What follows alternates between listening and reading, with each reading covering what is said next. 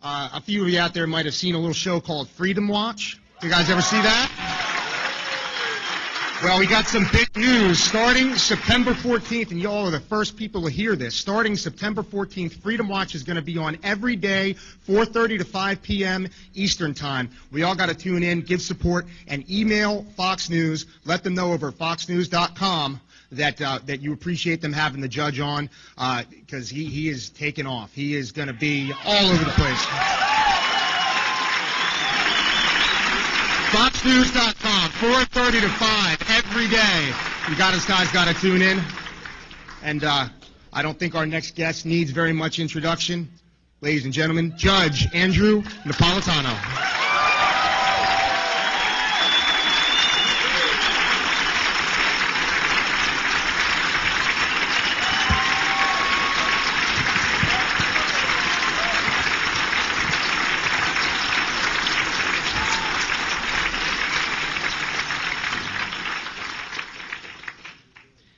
I hate to speak last. I have to follow two giants. Lew Rockwell has done more to cement the intellectual foundations of the movement for liberty than anybody else today.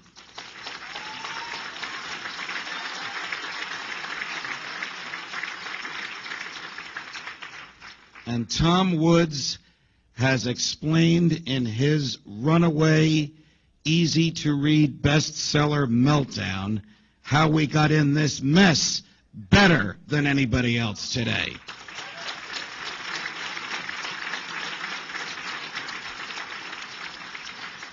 I was speaking to a group not unlike this about 7 or 8 years ago, and in the audience was a great man, and I didn't know it. And in the middle of giving one of my favorite quotations by Thomas Jefferson, I looked in the third row, and I met this man eye to eye, face to face, for the first time, and it was Ron Paul. And I said, I don't know what inspired me to say this, but it stuck, and I'm glad it has. I said, oh my God, here is the modern day Thomas Jefferson.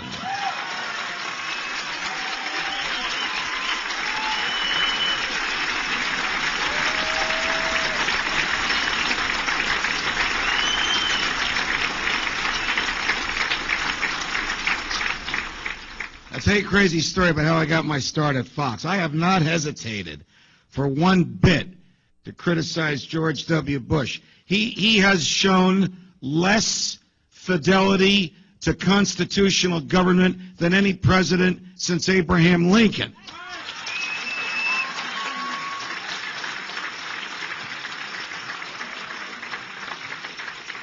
But I bear a little responsibility for his election. Now, here's how this happened.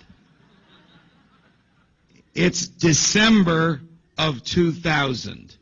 We're in the 38th day of the 42-day recount.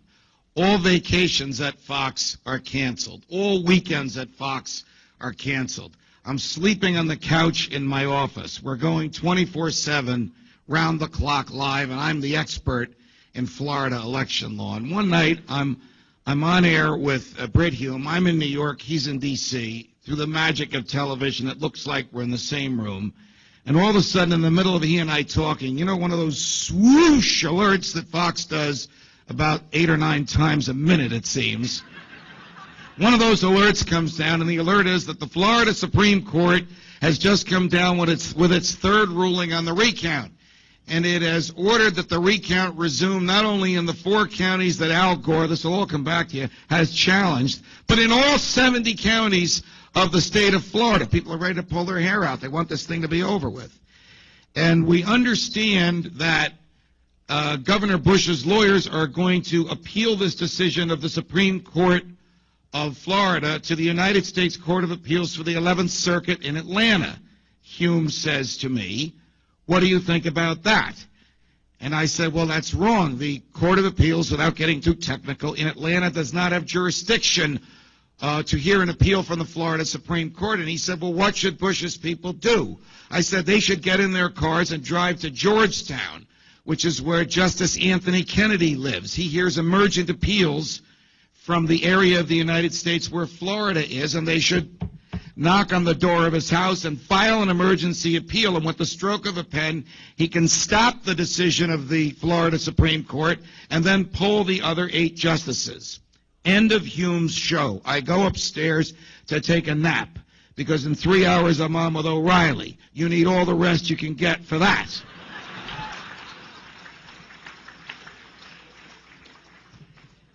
At 7 o'clock, my ever-garrulous, ever-charming, ever-freedom-loving colleague Shepard Smith comes on, and another one of those swoosh alerts.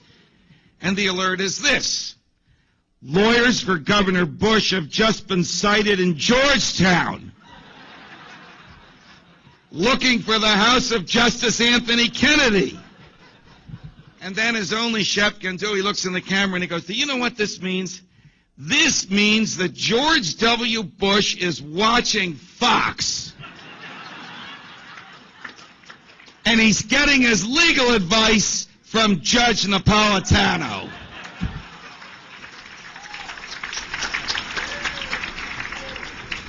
And the rest is history. I have a couple of beliefs, firm beliefs, which Jefferson called truisms. A truism is something that is so obvious it doesn't have to be proven. And here they are. The first of my truisms is that God created every human being on the planet in his own image and likeness.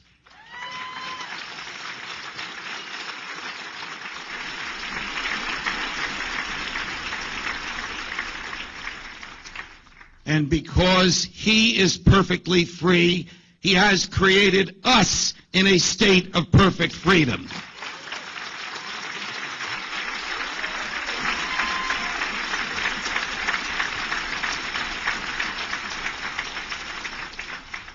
And that in order to protect those freedoms, and for no other purpose, we have established a government.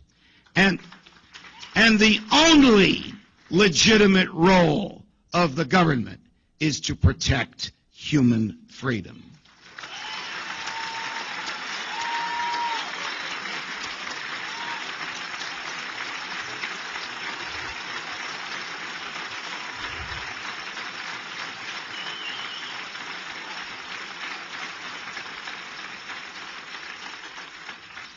Every individual has an immortal soul, capable of glorifying God infinitely and eternally.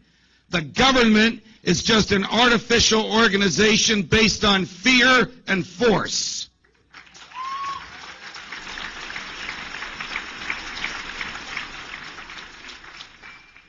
If you don't believe me, you can take the words of the first 2 American presidents. George Washington said it was based on force, and John Adams said it was based on fear. I think they knew what they were talking about. Now, there was a time when everybody in America believed all of this. Tom Woods has just given us a brilliant and succinct analysis of how we lost these beliefs and consequently lost the freedoms that the beliefs animated. I'm going to tell you some stories that are even gloomier. There is a happy ending, but the stories are gloomy. You know all these things. We start out as colonists. We start out with a king and a parliament that wants money from us. What else do governments want besides power and money? And our children. The parliament enacts the Stamp Act, and the Stamp Act requires that every piece of paper in your possession, every book, every deed, every mortgage, every lease, every poster you're going to nail to a tree has to have a stamp on it. You had to go to a British government office in the colonies and buy the king's stamp. Question: how did the king know if every piece of paper in your possession had the king's image on it? Answer: the Parliament enacted the Writs of Assistance Act. What the heck did that do? That let British soldiers write their own search warrants. It authorized them to authorize themselves to enter any home, any building, any dwelling, ostensibly for the purpose of looking for the stamps.